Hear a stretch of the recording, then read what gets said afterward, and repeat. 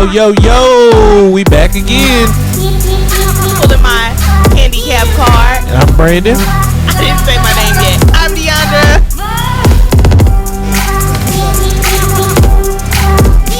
Alright. So, today we're going to take a little different angle, right? Yeah, today we're going to talk about being awkward due to for me, I'm sorry. For me, I think sometimes I can be very awkward when it comes to being around normal people or just being around people in general. I think as a kid, I didn't get the opportunity to really, people didn't really care what I had to say. I was the handicapped kid and it was like, sit your ass over there and that's that. I mean, it's cool that you're here. And my sister and brother, I got to get them props because they were very open and they let me talk and, be who I am. But most of the time it was just me and my mom. And I would talk to my mom about, stuff. And my mom was like my best friend. My mom know me like the back of her hand. What about you, Nick? Did you have any like social anxiety or awkwardness? A lot. So it's weird because I know I come off as like a very friendly, kind of bubbly person, but like in certain situations, like a lot of situations, if I'm not by myself or like as a kid when I was like in school, elementary, I'm like the super quiet kid. I wasn't trying to have no conversation with nobody, talk to nobody for real. I'm just like here in my own little bubble. Like it's not necessarily like a phrase. It's like I don't know. Like I know I'm different, and then it's like I don't know. I just didn't feel like I fit in. So yeah. When did you realize you were different? I'm sorry, I didn't mean to cut you off. I don't know if you. Like middle school, like 6th grade. I realized I was different when we used to try to go to so when I used to my mom used to try to take me to daycares, and at this time, like I'm a little older than y'all, but like having a disability or a physical disability really wasn't common. So like daycares wouldn't allow me in. So I can remember times of my mom crying because we couldn't find a place for me to go to school. That's crazy. I didn't know that. Like that. Wow. I don't have any words. So yeah, it was just crazy. Like that, and then let's see. When I got around 5th grade, that's right around the time I met Casey. Mm-hmm. And not all spinal bifida patients and not everybody with spinal bifida. This was just me, so I'm not talking about that. But around that time, I was still in pull-ups. Mm-hmm. So when I realized that I did not have controls over my bowels, mm-hmm. it was like, all right, well, it's a little off. You know what I'm saying? Yeah. Something's a little off. But I'm glad I realized that late, because as soon as I got old enough to be around girls and know that I want to be after girls, I was like, oh, no, we're going to change this right here. Yeah, time to train and know like, hey, I know this can happen, so I got to train my body not to do that around certain people. I feel it. Yep. So do y'all think, both of you can answer individually, do you think that, okay, so it sounds like about around the same age, 6th grade, 5th grade, you realize like, okay, something's different. So do you think that came from an internal place? Like, cause like you said, you knew you were different. So you just kind of like wanted to be yourself, or had you had experiences or, like were kids treating you different? Like, did you try to go out and be a normal kid and just realize you were getting, I guess, maybe rejected or treated differently, stared at, and so then you kind of like retreated? Or was it a internal thing that just kind of already existed in you and you just kept to yourself? For me, it was just being in certain situations. Like I said, I used to play basketball with my friends a lot. Like, knowing like, okay, I can't be out here this late with y'all and still like have the same amount of time and enjoy myself. Or even when like I know they used to like go to like football games and stuff, I couldn't. I mean, I could have, but I was already in the house by then, so I didn't get to tag along when they like go and do stuff like that, or just like go around the neighborhood. So things like that. That's where I mostly feel like I was different and just didn't fit in. For me, it was the people, man. People, people. My thing is, you guys make us feel so uncomfortable. I would have been comfortable, like my sister and my brother. They kept me running with the pack, so I'm cool. I mean, I might be behind y'all, but hey, I'm still coming. You know what I'm saying? Save me a spot. But it's for me. It was the people, man. People would make me feel lower than low, like low, because I just walk with a limp. That was it. So it was like, yo, you can't even look this way because you walk with a limp. Or like when we play tag or whatever, nobody would let me play. My mom wouldn't let me jump out of swings, which she was doing things. She was doing that to protect me, but you know, it was just kind of like, nah, you can't play. You know, like you ain't even finna play with us. So was there a turning point in your social life where that changed, or where you changed the narrative? Like, nah, forget that. Like, you're going to accept me. Or was it more so like, you know what? I got my few that rock with me and it just kind of is what it is. For me, it's just it is what it is. Like I know who's here for me. I know who's gonna look out for me. Even if, like I say, even being out by myself, I look out for myself. Or just, I remember. So, what was it? I want to say it was New Year's Eve. It was maybe 2020. I think was coming into 2020, and I went to Bar Louie, and I was there by myself, and there's like a group of I think there was like a family of them, and random girl over there just came over there and invited me to her table. So I mean, like a lot of stuff like that. Like as far as me, random people like to include me. I mostly am secluded because, like I said, not fitting in. Like I know, like I can't not necessarily get around, but I know that hey, I don't want to kind of interact, like especially due to the social awkwardness. It's mostly my thing, so it's like, yeah, I don't want to like try to bother that. I'm just gonna be like, hey, I'm cool over here in my corner. Okay. That's how I am too. Like I will go into a room and not say nothing. Right. And I mean, as much as I talk, y'all wouldn't believe that, but I will go into a room and not say nothing. Like, you're going to have to come over here and talk to me. Exactly. And if you come over here and talk to me, then we live. Right. You know, you get the full on character Brandon. But if you don't come over here and talk to me, you're not going to get that. And like, just making myself aware, of my social awkwardness. Like sometimes I feel bad for Deandra because when we go around her friends, I still be like, and I'll stutter sometimes or have problems getting it out. But it's just, I mean, it's just what I had to go through. Like I never had a voice, and like I go to the cigar room every day, but when I'm in there, like I still like struggle with that. And these guys have fully on accepted me, like, you know, they talk to me about stuff, but I still struggle. Sometimes I'm still sitting there like, oh, y'all talking to me, you know what I'm saying? So I mean, it's just embedded in me. It's just who I am now, I guess. No, you've learned to just like accept it as you. So I just want to say I got a real quick. So I think it was like junior year, sophomore junior year. You know Miss Perkins, right? You went to Johnson? Yes, Perk. So I had Miss Perkins for what was it? I think it was human anatomy. Human anatomy, yeah. So I had to go take a test. So I went taking this test, and I went to the lab room, and we was watching Grey's Anatomy that day, and so the lights are turned off and stuff. So I go back there to take my test. I get done. I come back. I thought I knew like as far as like area where my seat was. And so, like, ended up sitting on this girl's lap. And then, like, whole classroom busted out laughing. I'm like, I'm just standing there like sweats. Oh man, I hate that for you. I probably definitely would have laughed. That would have been the one time I wouldn't have been a great human being. So, let me ask you about this. Do you mind when people laugh at a situation that you go through? Most of the time. Not really, because I know I'll laugh at myself with them. That's what I'm saying. Most of the time, no, because like even my wife Holly, when she was staying with her ex, whatever, we was like just friends, whatever. I went to their house and they had like this little hole in like the like kind of along against the wall, and I legit like fell into the hole. And, Dang. they bust out. I mean, but they bust out laughing. I was laughing at witness. Most of the time, I'm laughing with everybody else. Most of the time, I'm gonna laugh with Right. you, but this is what I hate. I hate when something happens and I do it.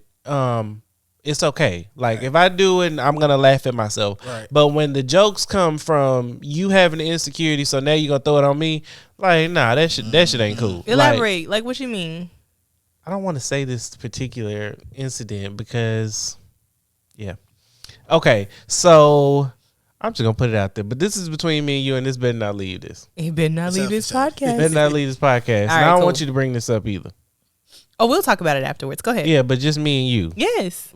Don't get nobody else involved. Also, it's gonna. I'm gonna have to beat somebody up. Is what you telling me? No. It's cool. Go ahead. We'll talk about it afterwards. Okay, so we went bowling the other day, and DeAndre's mom joined us, Right. and our foster child. So, I don't know what happened, but we, sitting there bowling, and we all in our groove, or whatever. And DeAndre's mom says, well, two of us are handicapped now. I'm like, what the fuck? Like, I missed that. it just threw me out of like, huh? Where did this come from? Like, My mom is very awkward when it comes to. So we're talking about awkwardness, right? So like, okay, you guys are obviously sharing how like you have your social awkwardness or whatever, but I think people, in your life who are interacting with you on a daily basis, and even strangers, we kind of talked about strangers in the last one, like we have to learn how to interact without being awkward. Because, okay, y'all, my mom is a nurse, like a RN. For no reason should she be awkward around Brandon. But from the day she has met Brandon, she has been extremely awkward around him. And I don't think that it's intentional. I don't think it's intentional. Yeah, it's not intentional. That's why I didn't say anything about it. Yeah, it's cool. It's not intentional, and I don't even think she notices it. And again, she is an RN and has been an RN for 20 plus years, so she's encountered all type of people. And I've seen her in nursing mode. She turns into a freaking superhero and just whatever. But I think like, okay, so for me, let me back up a little bit. So for me, Brandon, when we first started talking, he would get so mad at me because I was just always being extra precautious and almost being like the people that we're talking about and not letting him live his life. And, he would be like, babe, like, calm down. Like, sometimes I trip. Sometimes I fall. Like, that's normal. Like, other people fall, but I do it a little bit more often and it's cool. Like, I am A-okay. Or, like, Deandra, don't let, like, I remember this one time and it's kind of embarrassing, but I'm putting myself out there because this is what we're doing is bringing awareness. So, like, Isaiah, his mentee, we call him our son. Isaiah has spina bifida as well. And I needed Isaiah to move, or needed something moved. And he's like, oh, Isaiah can do it. And I was like, oh, no, it's okay. I'll do it. And he was like, he called me on my shit. He was just like, so are you not wanting him to do it because he has spina bifida and he walks funny? And I had to check myself. I'm like, is that why? Like, why didn't I want Isaiah to do this task that I needed done? So I say all that to say, like, people, again, have to, like, be normal. Just be freaking normal. And I think my mom does not know how to be normal with Brandon. She's always like, Brandon, don't do that. Brandon, don't do that. Oh my God, Brandon just jumped over. I'm like, yes, mom, that's what he does. Like, on Easter, man, your mom was finna have a fit on Easter. When I was running in the yard and playing with the kids and stuff, man, your mom was finna have a cow. I was like, yo, just chill. But part of that, so Brandon asks me all the time, this has nothing to do, so I'm gonna get back on topic in a minute, but Brandon always asks me, like, I struggle with anxiety. Now, I don't necessarily classify it as a disability, but I have anxiety through the wazoo about like the dumbest of stuff. And Brandon will be like, where did your fear of X, Y, and Z come from? Especially like when he's driving. He's like, where did your fear of driving on the highway or whatever come from? And I think that comes from my mom. My mom being a nurse, she is a nurse and ex-military. Her mind is conditionally trained to think about the worst possible thing that could happen and then back her way back into whatever the situation is. And that's kind of how she raised us. Like, she always gave the craziest of scenarios. And so, shoot, I'd be scared I'm gonna die every time I go somewhere. So I think when it comes to you, all she's thinking about is, okay, what if the worst thing that could possibly happen happens right now? And she loves you, you're her son. So I think that's where that comes from. But we've really got to monitor that, because if everybody treated Brandon the way my mom does, he wouldn't have a life. Like, he would be somewhere in a sterile box just sitting there. Y'all wouldn't like that. But yeah, and that's no shade or nothing to Mama Tina. I love her to death. Okay, I won't beat her up. Yeah. Nah. It was just awkward. It was just kind of like, okay, so where the fuck did that come from? Yeah. But okay, yeah, we got it. But Nick, so when you're around, like, so how was it? Like, you said you met you meet your wife online? Yes. So was it awkward as far as like talking to her or? Like, okay, so when we first started talking, it was mostly through like text. I think I didn't get her number till like way later, or whatever. So no, it was very uncomfortable, like especially like having like some things in common, like for us like art and poetry and stuff like that, like because of course like you find like similarities, commonalities, like it's easy to just speak on it. It was me, especially like you talking about something I'm passionate in, I'm gonna be like super ecstatic. So yeah, it definitely was not nothing hard at all. For me, meeting Deandra was kind of like, okay. So before Deandra, I had went on maybe 2 dates, and they were me and Deandra met on Facebook. So these girls were from Tinder.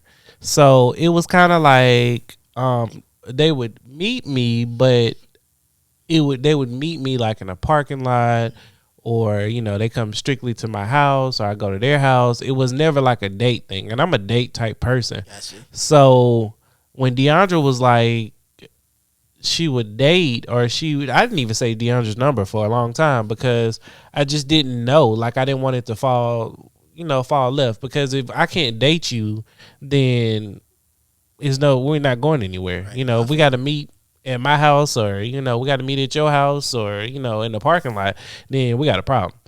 So for Deandra to be like so accepted and try to understand, I mean that felt great to me, and it was genuine. Like we would talk on the phone, and after getting off the phone, it'd be like, damn, I really didn't want to hang up. So it was definitely a good vibe when it's like that. yeah, it's a great vibe. So were you? Go ahead, Dick. I was just saying, I only had like one incident to where like she would never let me live this down either. So she was like coming, would have been like my first time meeting Holly, and my mom was babysitting some kids at the time because she wasn't working at the time, so she was like babysitting, and like I kind of want to deal with it because she was coming over with a friend, so the friend would have been in there too. So it's like, man, I'm like super anxious and just like nervous, and because like kids over here being loud. Like it was one kid my mom had, he cried all day, all day, every day.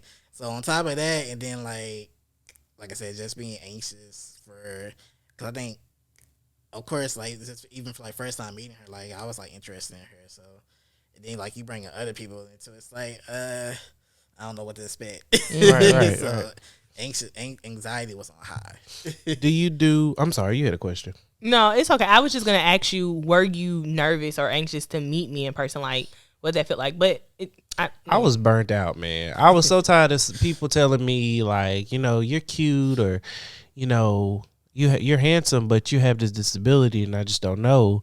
Didn't you say some chick was like, "Oh, you'd be real cute if you didn't walk walk like straight. that"? If you walk straight, you would be whoever handsome. she is. Meet me outside, okay? She told me, man, that killed me. But it killed me, but it didn't, because my whole life I've heard my brother is the handsome brother. I'm sorry, he ain't. You the fine one, babe. Wow. Sorry, AJ, I love you, but But what I was going to ask you, Nick, was when it comes to work and stuff like that, like, do you have a social awkwardness?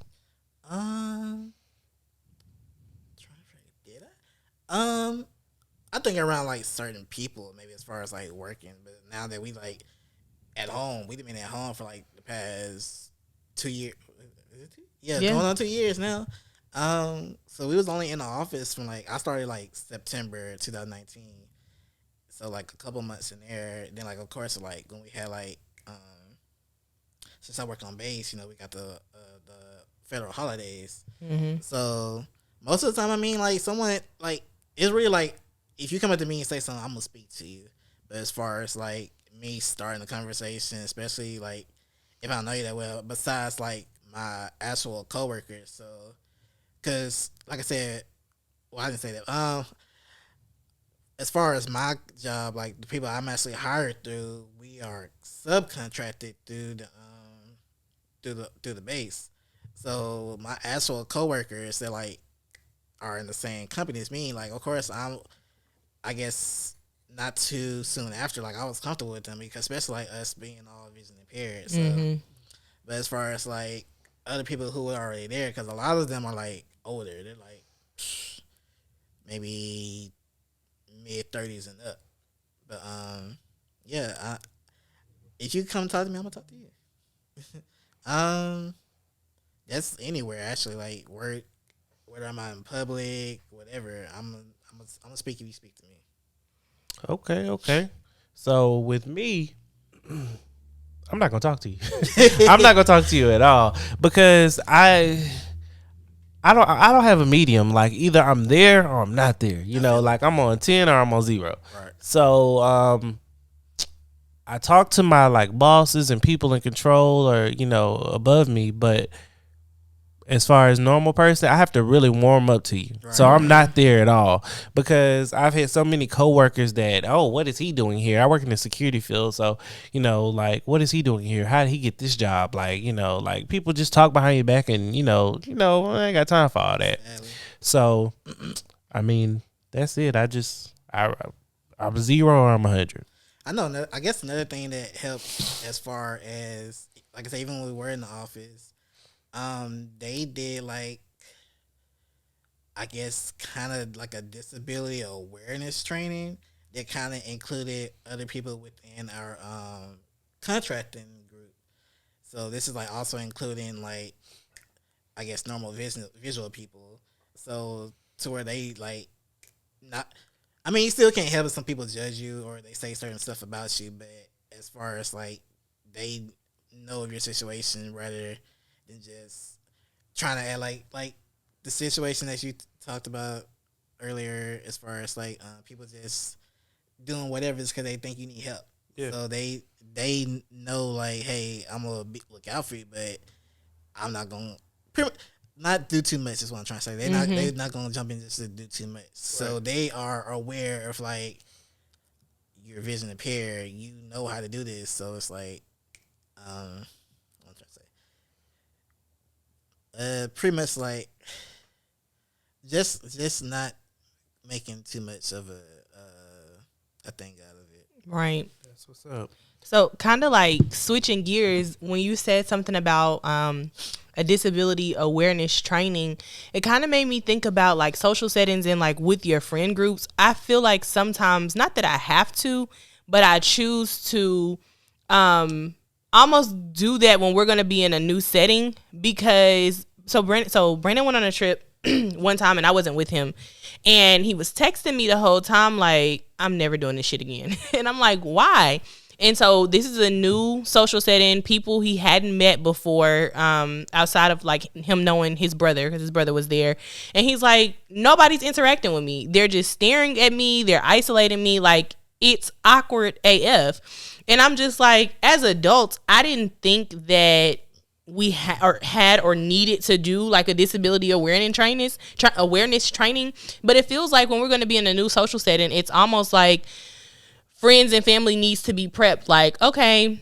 So for me, when I first met Brandon, I would intentionally tell my friends and family because I had to kind of feel them out and see where they were on board. Because if they were going to make my husband feel uncomfortable, he wasn't my husband at the time, but if they're going to make him feel uncomfortable or treat him some type of way, we not coming, bro. We not doing this. We not going through that. So I would just give a real top level, real basic and dry. I didn't go into details because I wanted to see how they were going to respond. Like, hey, my husband has a disability. He walks a little bit different. Other than that, he's totally fine. You cool? You know what I mean? Type thing. It got to the point like where I was doing that because if someone was going to make him uncomfortable, I don't want to be around you. And it's sad to say that as adults, that's something that has to take place. Like, I guess I'm saying all this to say, like, us normal people, let's be more mature and be more mindful and aware. Like, when you encounter someone with a disability, they normal just like you. Spark a conversation. Don't freaking stare. Like, just be normal.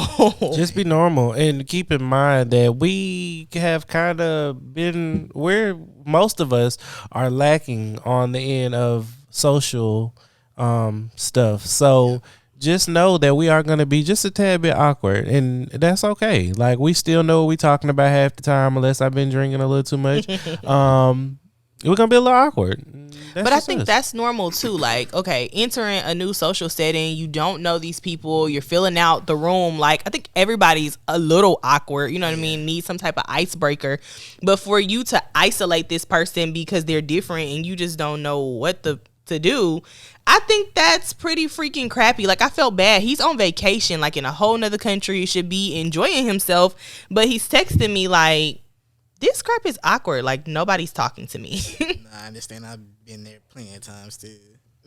And then, not to say woe is me or anything, but to deal with a situation that your disability presents, and then nobody's talking to you, or you know, making it awkward, it's just kind of like, oh shit, I should stay at home. Yeah, like, why did I come? Yeah. Yep. Damn. We're gonna wrap this one up. We enjoyed you guys. I hope you guys enjoyed it. Please share, like, follow, like, you know. Subscribe. And then go ahead and do your Instagram, Facebook, and all that again. Again, you can follow me on Instagram at Impaired Lens _photography on Instagram, and on Facebook at Impaired Lens Photography, or Facebook.com/Nick Thompson Photography. All right, you guys, and we'll see y'all next one. Peace.